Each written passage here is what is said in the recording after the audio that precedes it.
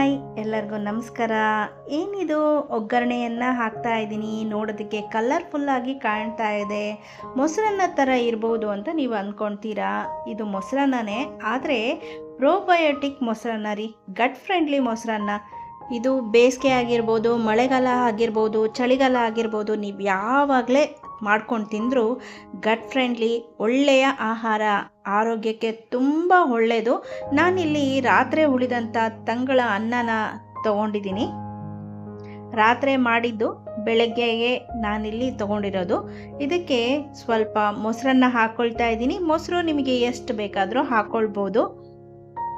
ಮೊಸರು ಕೂಡ ಪ್ರೋಬಯೋಟಿಕ್ಕು. ಹಾಗೆ ಈ ಅನ್ನ ಮತ್ತು ಮೊಸರನ್ನ ಚೆನ್ನಾಗಿ ಕಲಿಸ್ಕೊಳ್ತಾ ಇದ್ದೀನಿ. ತಂಗಳ ಅನ್ನ ಅಂತ ಅಂದು ಬೇಜಾರಾಗೋದು ಬೇಡ. ಇದರೊಳಗೆ ತುಂಬ ಪೋಷಕಾಂಶಗಳಿದೆ. B6 ಇದೆ, B12 ಇದೆ, ಮ್ಯಾಗ್ನೀಷಿಯಮ್, ಪೊಟ್ಯಾಷಿಯಮ್, ಕಬ್ಬಿಣ, ಹಾಗೆ ಕ್ಯಾಲ್ಶಿಯಂ. ಎಲ್ಲದಕ್ಕಿಂತ ಹೆಚ್ಚಾಗಿ ಪ್ರೋಬಯೋಟಿಕ್ ರೀ. ನಮ್ಮ ಕರುಳಿನಲ್ಲಿ ಒಳ್ಳೆಯ ಬ್ಯಾಕ್ಟೀರಿಯಾವನ್ನು ಉಂಟು ಮಾಡೋ ಪ್ರೋಬಯೋಟಿಕ್ ರೈಸ್ ಇದು. ನೋಡಿ, ಅನ್ನ ಮೊಸರನ್ನೆಲ್ಲ ಹಾಕಿ ಕಲಿಸ್ಕೊಂಡಿದ್ದೀನಿ. ಇದಕ್ಕೆ 1 ಟೇಬಲ್ ಸ್ಪೂನಷ್ಟು ಸಣ್ಣದಾಗಿ ಹೆಚ್ಚಿದಂಥ ಸೌತೆಕಾಯನ್ನು ಹಾಕ್ಕೊಂಡಿದ್ದೀನಿ.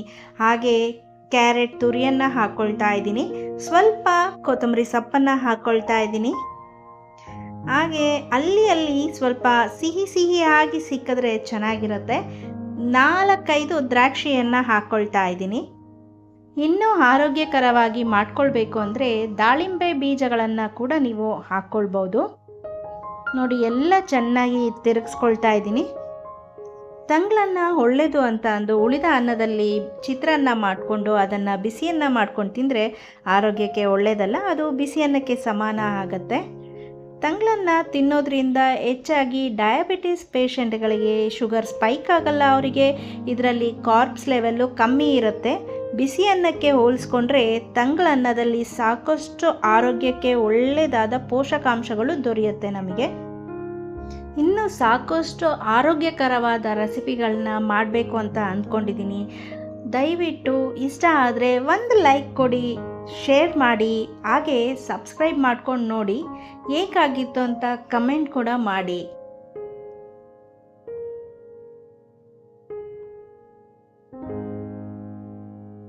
ನೋಡಿ, ಮೊಸರನ್ನ ಎಲ್ಲ ಕಲಿಸ್ಕೊಂಡಾಯಿತು.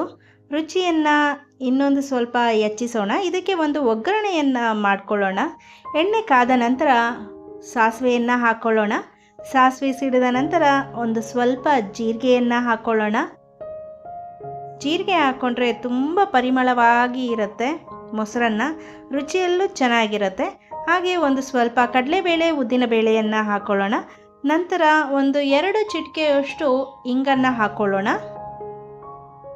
ನಂತರ ಕರ್ಬೇವಿನ ಸೊಪ್ಪನ್ನು ಹಾಕ್ಕೊಳ್ಳೋಣ.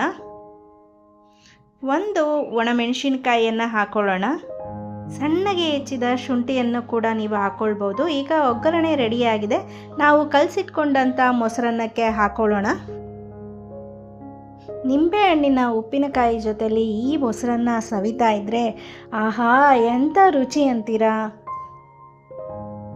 ನೋಡಿದ್ರಲ್ಲ ಎಷ್ಟು ಸುಲಭವಾಗಿ ತಂಗಳನ್ನದಿಂದ ಆರೋಗ್ಯಕರವಾದ ಮೊಸರನ್ನವನ್ನು ಮಾಡ್ಕೊಳ್ಳೋದು. ರಾತ್ರಿ ಊಟಕ್ಕಾಗಿರ್ಬೋದು, ಇಲ್ಲ ಬೆಳಗ್ಗೆ ತಿಂಡಿಗೆ, ಮಧ್ಯಾಹ್ನದ ಊಟಕ್ಕಾಗಿರ್ಬೋದು, ಪರ್ಫೆಕ್ಟಾಗಿ ಇರುತ್ತೆ. ಆರೋಗ್ಯಕ್ಕೆ ತುಂಬ ಒಳ್ಳೆಯದು, ಹಾಗೆ ಗಟ್ ಫ್ರೆಂಡ್ಲಿ. ಖಂಡಿತವಾಗ್ಲೂ ನಿಮಗೆಲ್ಲ ಈ ರೆಸಿಪಿ ಇಷ್ಟ ಆಗಿದೆ ಅಂತ ಅಂದ್ಕೊಳ್ತೀನಿ. ನಾನು ಮತ್ತೊಂದು ಹೊಸ ರೆಸಿಪಿಯೊಂದಿಗೆ ಸಿಗ್ತೀನಿ.